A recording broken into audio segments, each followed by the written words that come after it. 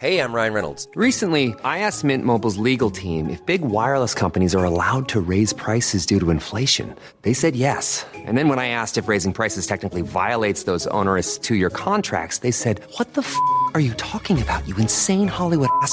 So to recap, we're cutting the price of Mint Unlimited from $30 a month to just $15 a month. Give it a try at mintmobile.com/switch. $45 upfront payment equivalent to $15 per month. New customers on first 3-month plan only. Taxes and fees extra. Speed slower above 40 gigabytes. See details. Build a routine with Ollie that supports your wellness needs, like getting your daily vitamins and minerals with Ollie's multi-gummies, or keeping your mood upbeat with all the vitamin D in Hello Happy. Give your gut health some support with probiotics, and wake up feeling refreshed after taking Ollie Sleep. Do wellness on your terms. Find Ollie at a Walmart or Target near you or at ollie.com. These statements have not been evaluated by the Food and Drug Administration. This product is not intended to diagnose, treat, cure, or prevent any disease.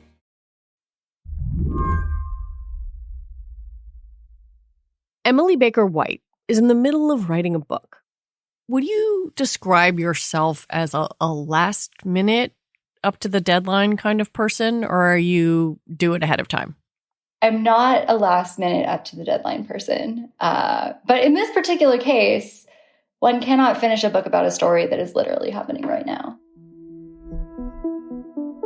Emily's book is about TikTok, and one of the most important chapters in TikTok's story is happening right now at the Supreme Court. The justices hear oral arguments on Friday about whether TikTok will be banned in the United States. The ban was signed into law this spring and is set to take effect on January 19th.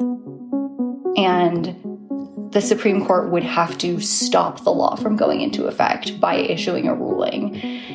And it seems that the Supreme Court really wants to hear arguments and have the case fully briefed in time that they can prevent the law from going into effect if they decide that they want to.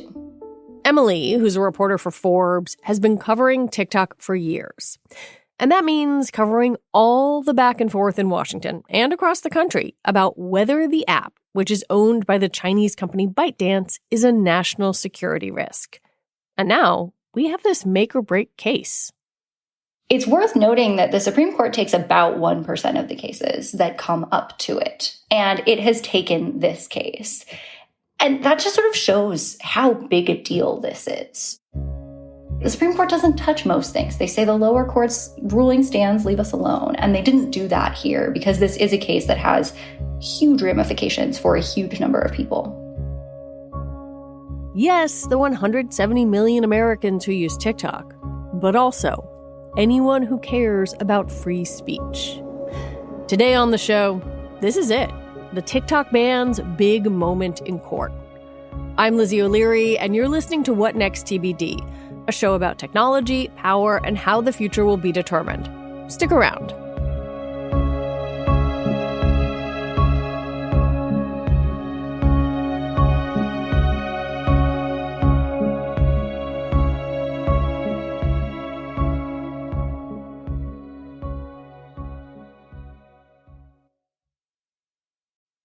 This episode is brought to you by Grammarly. Grammarly is designed to fit your unique professional needs and works right away. It can also help contribute to your business's overall success. With over 15 years' experience in secure, private, responsible, enterprise-grade AI, it's trusted by teams at 1/3 of the Fortune 500. Grammarly has always employed responsible AI and enterprise-grade security measures to protect your organization's data. When every word your team writes is clear, concise, and on brand, everything gets better.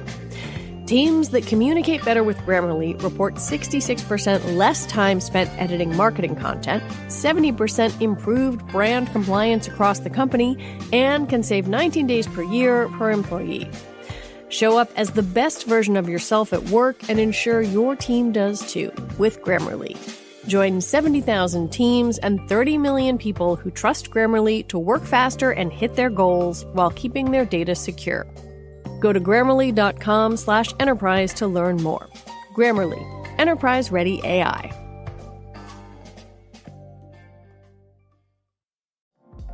This podcast is brought to you by Progressive Insurance. Do you ever think about switching insurance companies to see if you could save some cash? Progressive makes it easy. Just drop in some details about yourself and see if you're eligible to save money when you bundle your home and auto policies. The process only takes minutes, and it could mean hundreds more in your pocket.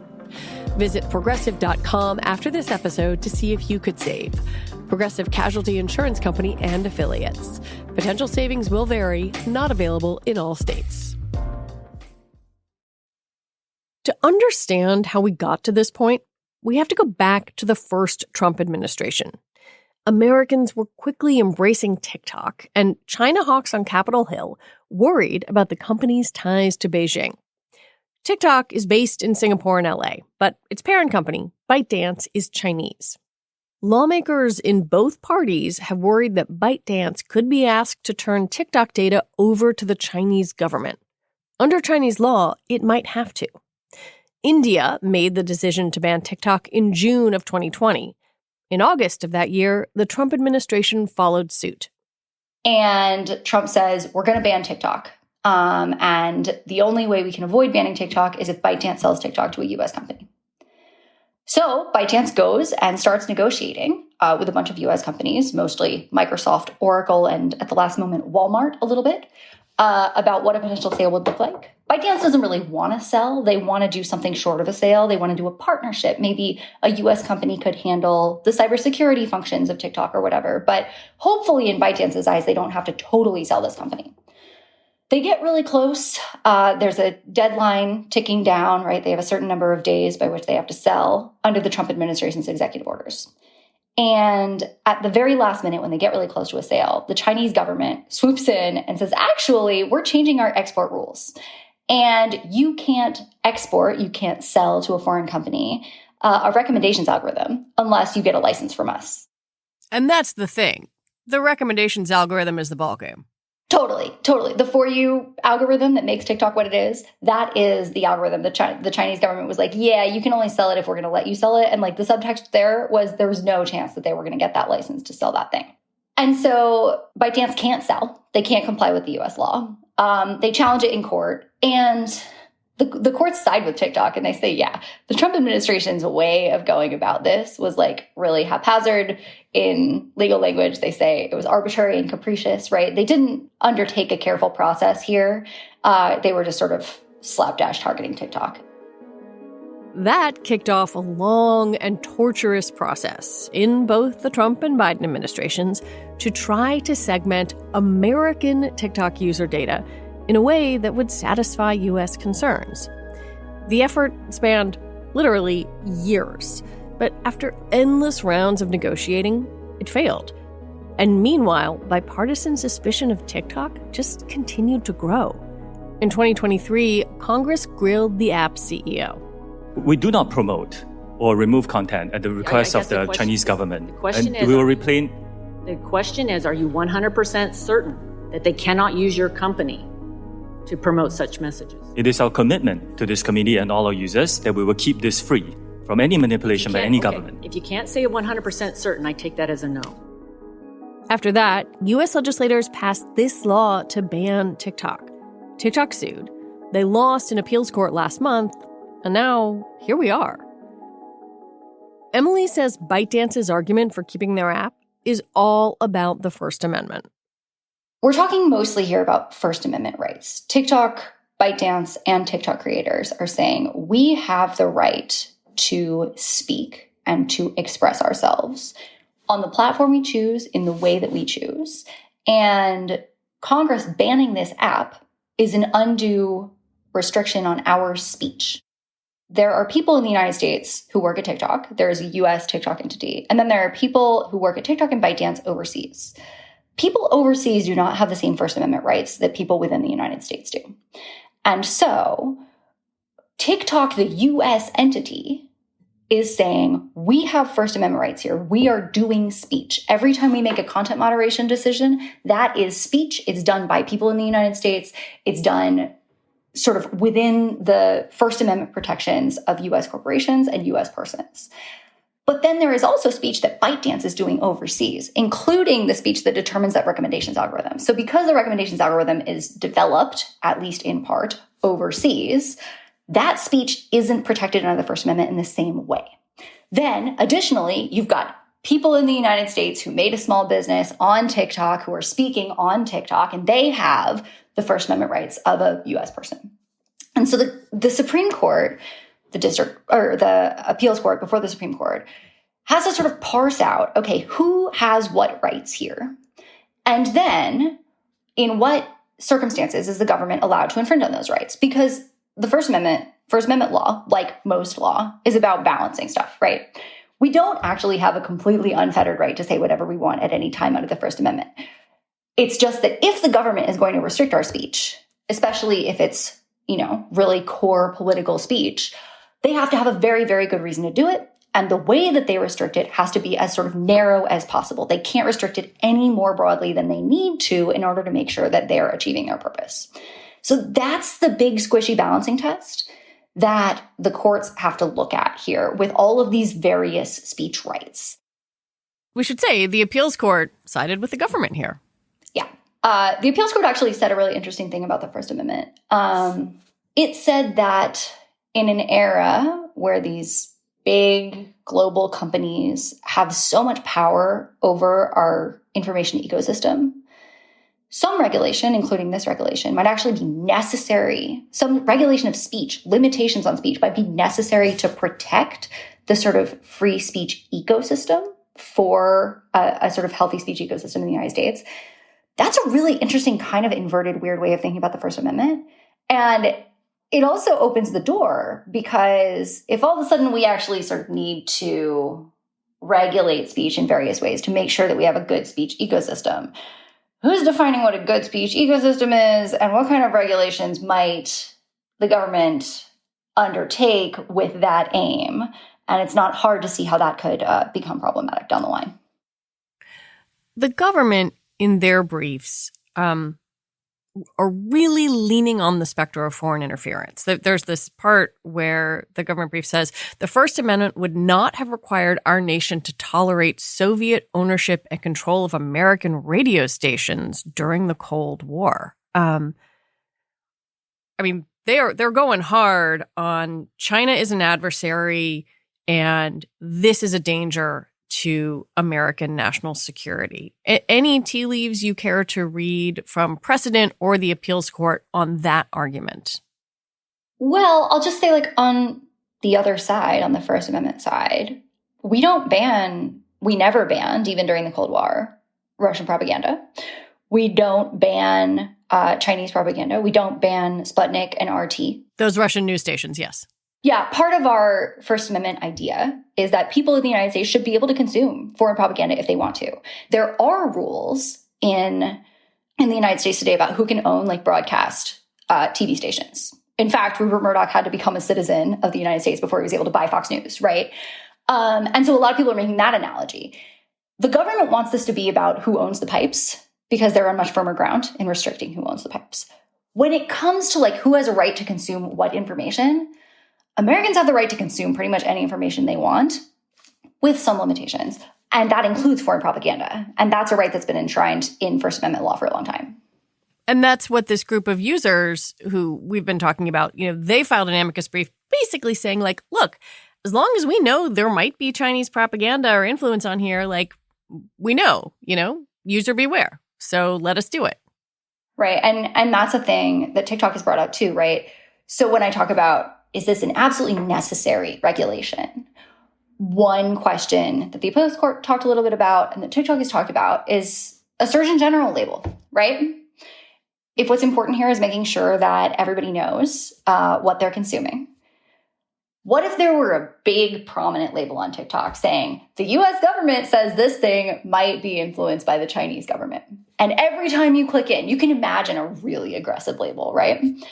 Would that be sufficient? Would that tell US persons that they might be receiving this misinformation on this platform? Would that be a less restrictive means that the government could take that would solve their problem? Because if the government can do something less extreme, that's what they're supposed to do under First Amendment law. When we come back, Trump once tried to ban TikTok. Now he says he wants to save it.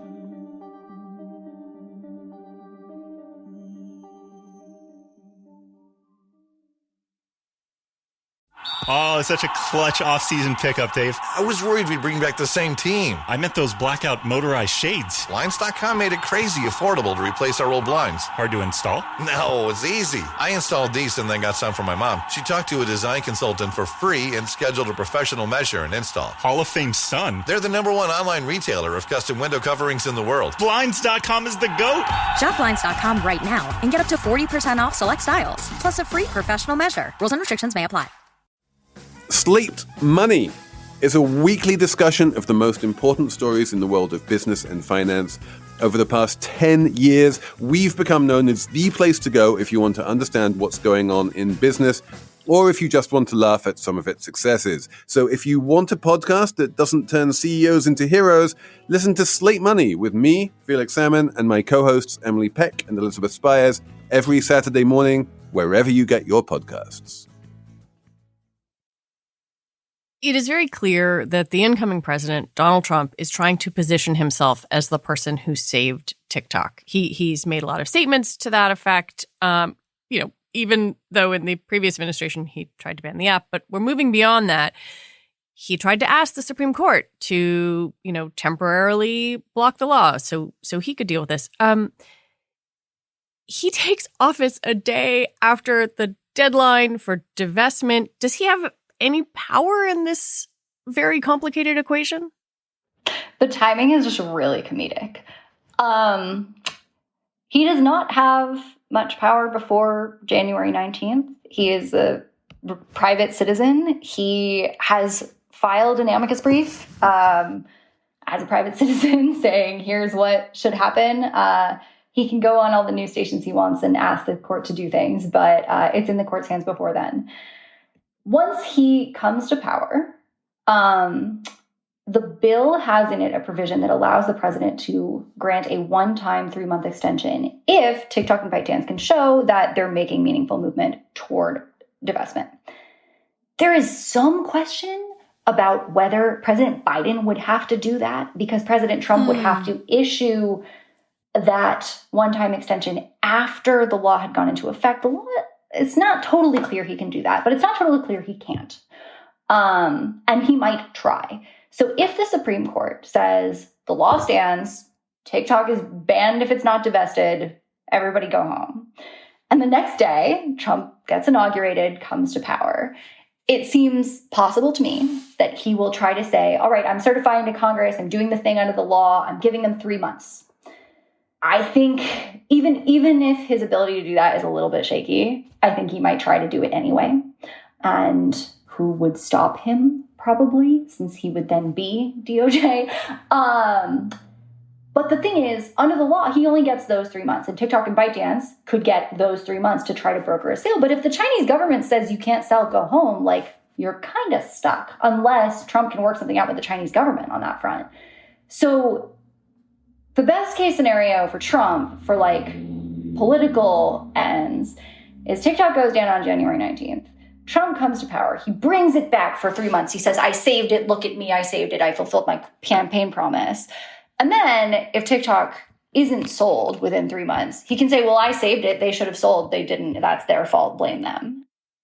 There have been murmurs of interest from various deep-pocketed buyers, consortia of wealthy people. Can they, if they say, yeah, I want to buy the assets, can they even do that? There's 9 days between oral argument and the deadline, but also the export limitations that you've been talking about. What is that even possible? I would be astonished and would say it's practically impossible for a sale of TikTok in any meaningful way to occur before January 19th at this point. That sounds basically impossible. The biggest hurdle in their dream of buying TikTok is that ByteDance says it's not for sale. And until ByteDance entertains bids for TikTok in any sort of serious way, it's hard to get really excited about the idea that it might be sold. It seems like ByteDance and TikTok, the U.S. entity, have sort of put all of their eggs in the Cord basket. And if the court rules against them, I expect there to be another big flurry of, okay, well, can we sell? What exactly would we be allowed to sell? Because then they've said that if they lose, they will leave the U.S. market, and that will be that. When there's money on the table and you can't operate anyway, things might shift. But again, they have a lot of business in China, and they're probably not going to sell if that would end their business in China. And if they do something like sell TikTok against CCP orders, they could be in real danger in China. Support in the U.S. for a TikTok ban has declined pretty steadily. And I wonder if the court upholds this law and the platform is banned, what does that mean? What does that mean for the people who wake up and, open up the app? And what does that mean for kind of perception of this thing in the first place? For people who wake up and open the app, they're probably going to see if the Supreme Court upholds the law and the app has to go down, they're probably going to see a short message, like the message you get in India or the message you get in Hong Kong, right? Where TikTok is not available, that says something like, your government banned TikTok and we can't operate here anymore. There will be an insane scramble by people who have made their livelihoods on TikTok onto other platforms. That scramble's begun a little bit. People have sort of started making plans, but I think there's little acknowledgement of just how big that would be. I think we also have to talk about the fact that if this app is banned, it will be the first time that the U.S. government banned a major social media app, and it will not be the last time that they talk about doing that. And that has sort of seismic impacts for how we think about speech platforms and how we think about government control over speech platforms. And we will be talking about whether we can or should ban other apps, and people will try to use that for political ends. They will try to use it for geopolitical ends, and banning apps is a scary thing that we haven't done up until now. And if we cross that Rubicon, it's not easy to come back. It's not possible to come back. It's very hard not to have this conversation and think about the fact that the owner of a social media app, Elon Musk and X, very close with the incoming president, and banning apps might be something that works in his favor in this presidency or not in another presidency. There's been a lot of conversation this week. Mark Zuckerberg talking about speech on the internet. Like, I don't know how to parse out what this court decision might mean for other social media platforms or for platforms that haven't even been built yet. But it seems like this decision has the potential to completely rearrange what the online ecosystem is. Yeah, it does. And again, if the government can now ban apps, you may see a lot of people who have apps behaving very differently toward the government, right? We're already seeing that. They already are. We are already seeing that, but we will just see it more. We will see more kowtowing to the U.S. government by people in tech if they are worried that the U.S. government could shut their app down. And to your point about Musk has said he's against a TikTok ban, I think in part because he has his own foreign influence problems. He has a lot of business in China. He is close to the Chinese government. He also has a lot of business and investors in the Middle East. And I think he's just generally worried about people looking too hard into how social media executives might be cozy with foreign leaders. Putin, obviously, there's been a lot of reporting about his ties to Putin. But I think in the next 4 years, it is basically inevitable that we will see a lot of wheeling and dealing where the president tries to do favors to those who are helpful to him politically and financially, and tries to hurt people who he thinks are not helpful to him politically or financially. And this decision, if it gives the government this power, would certainly be a part of that calculus. And if it doesn't, if the Supreme Court strikes down the law, is it, status quo? Or does that have big ramifications too?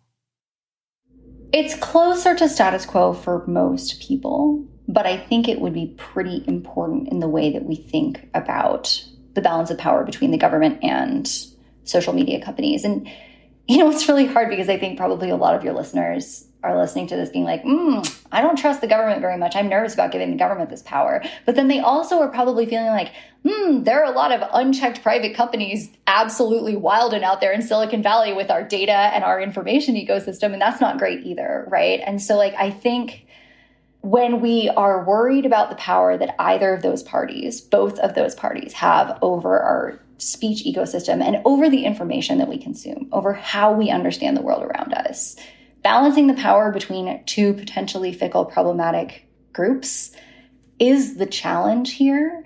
And a lot of the outcomes are unsatisfying. As this episode is going out, listeners might be listening right now, oral argument taking place at the same time. What key things should a regular old person who is interested in the future of this app be listening for? Yeah, so there's going to be a lot of talk about levels of scrutiny. And levels of scrutiny are really just the court trying to decide how important it is that the government can regulate this thing. Like, how compelling is the government interest here? And then they're also trying to decide how narrowly tailored, how precise must the law be to address that issue. So when you hear all this talk about whether you're in strict scrutiny or intermediate scrutiny or rational basis review, that's what that means. And then I think it's just important to listen for the court's ideas about what speech online means, because we are speaking in these privately owned channels, and there is lots of private control over how we consume information. That's generally how the First Amendment wants it to be, right? We can choose which private channels to engage with, those private channels can engage in their own speech in determining sort of what to promote.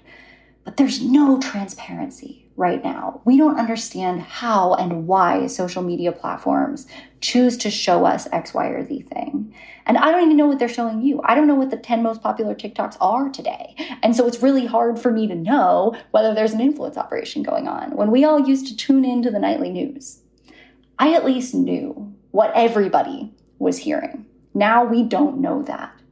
And so when we think about what speech means online and what information consumption means online, we're missing a really important sort of basic locus of common facts. And I think that's gotten us into a lot of trouble in a lot of different ways. And I'm curious how the Supreme Court is thinking about that challenge. Emily Baker White, as always, it is great to talk to you. Great to talk to you too.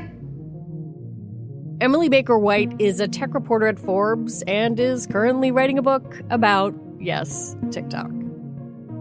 That is it for our show today.